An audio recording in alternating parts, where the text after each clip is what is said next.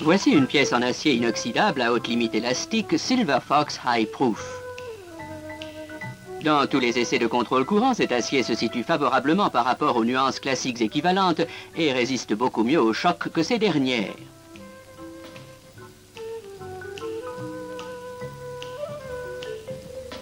L'essai de corrosion intergranulaire montre que l'acier Silver Fox High Proof est au moins aussi résistant que toute autre nuance d'acier inoxydable austenitique. La soudabilité est bonne et le métal tolère tous les procédés de soudage sans diminution de ses propriétés de base.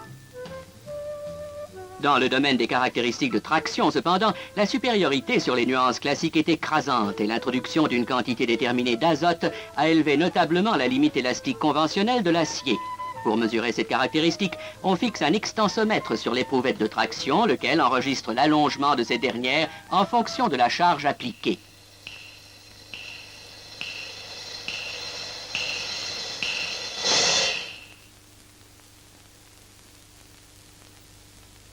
Une comparaison d'éprouvettes identiques avant et après l'essai met en évidence la grande ductilité du métal. L'examen comparatif de courbes de traction expérimentale montre que la limite élastique conventionnelle de l'acier Silver Fox High Proof est de 50 à 60% plus élevée que celle des aciers inoxydables classiques. Cependant, les essais de laboratoire sont une chose, les essais industriels une autre. Et nous avons ici deux réservoirs pour un essai d'éclatement sous pression interne destiné à évaluer leur comportement dans des conditions aussi voisines que possible de celles de la pratique. Calculés pour une pression nominale de 38,6 kg au cm² à 20 degrés centigrades, ils sont en tout point identiques si ce n'est la nature de leur acier et leur épaisseur. D'épaisseur variable avec la section, le réservoir en acier inoxydable à haute limite élastique a une épaisseur de paroi réduite d'approximativement un tiers, ce qui se traduit par un poids de 1105 kg contre 1625 pour son homologue en acier austenitique classique, soit un allègement de 32%. Pour serrer de plus près la réalité, nous avons incorporé à nos deux réservoirs un certain nombre de caractéristiques des réservoirs à pression industrielle. L'essai consiste à augmenter en une première étape la pression jusqu'à 48,5 kg au cm² dans les deux réservoirs expérimentaux et à mesurer les déformations après chaque accroissement de 7 kg au cm² au moyen de jauges de contrainte à fil résistant montées de la même manière sur chaque réservoir. Les jauges intérieures et extérieures ont été réparties en fonction des caractéristiques de tracé et implantées en des points choisis où l'on pouvait prévoir des contraintes élevées. Certaines ont été montées de manière à enregistrer l'allongement du corps cylindrique, d'autres ont été fixées sur deux feuillards en acier ceinturant ce dernier pour des mesures d'expansion du diamètre. Après un maintien sous pression de 45 minutes, la pression est supprimée et la lecture des jauges permet de déterminer la déformation résiduelle. Le comportement de nos deux réservoirs d'essai est satisfaisant. Leur diamètre a augmenté de moins de 0,10%, nettement moins que la tolérance pour ce type de réservoir.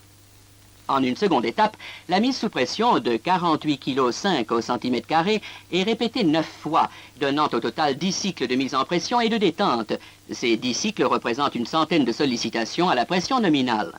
Les indications des jauges de contrainte représentées sous forme de courbe et comparées à la courbe de la première mise sous pression ne montrent pas d'augmentation de la déformation résiduelle, confirmant ainsi la qualité satisfaisante des deux réservoirs.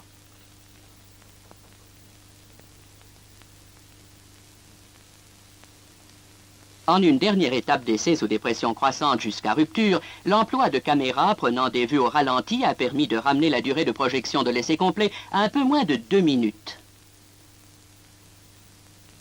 La mise sous pression a commencé, jusqu'à présent rien de particulier, à 54,5 kg au cm², c'est-à-dire près de 1,5 fois la pression nominale. Nous notons les indications de toutes les jauges et nous annulons la pression pour déterminer la déformation résiduelle. Nous remettons la pression à 54,5 kg au cm² et après une nouvelle détente, nous consultons de nouveau nos jauges. Aucune déformation particulière.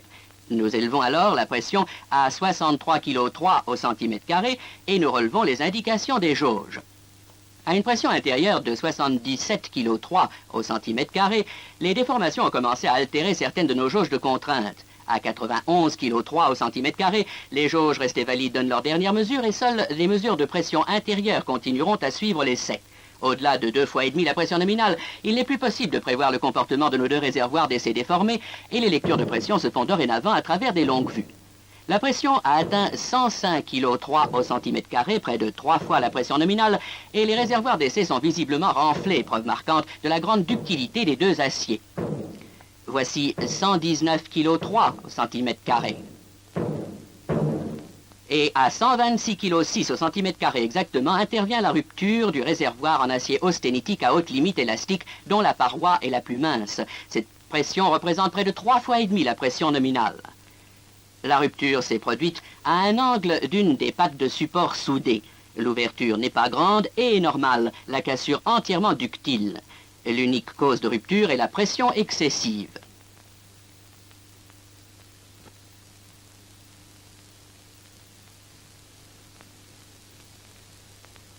Les deux réservoirs ayant été équipés de soupapes de retenue, la pression se maintient dans celui qui est resté étanche. Nous continuons donc l'essai, mais plus pour longtemps. Car à 131 kg au centimètre carré exactement, c'est-à-dire à moins de 5 kg du premier, le réservoir en acier austénitique normal cède à son tour. L'amorce de rupture se situe également à un des angles d'une patte de support, mais cette fois, l'ouverture provoquée par l'éclatement est large et béante. Cependant, un examen métallurgique des cassures ne met en évidence aucune anomalie structurale. Les mesures finales de dimension révèlent pour les deux réservoirs une augmentation de circonférence de 14% environ. Ce programme d'essai a donc donné des résultats probants en présence des experts de la Samuel Fox et d'un groupe d'inspecteurs d'assurance et d'engineering. La preuve est faite, grâce à des essais les plus intéressants, que les aciers inoxydables à haute limite élastique du type Silver Fox High Proof conviennent pour la fabrication des réservoirs. Nos aciers à haute limite élastique sont disponibles sous toutes les formes des aciers austénitiques courants que nous livrons non seulement à la construction mécanique lourde, mais aussi à de nombreux autres secteurs industriels. En fait, toute application sous charge requérant un acier inoxydable est une occasion réelle de mettre à profit l'économie d'emploi de nos aciers austénitiques à haute limite élastique.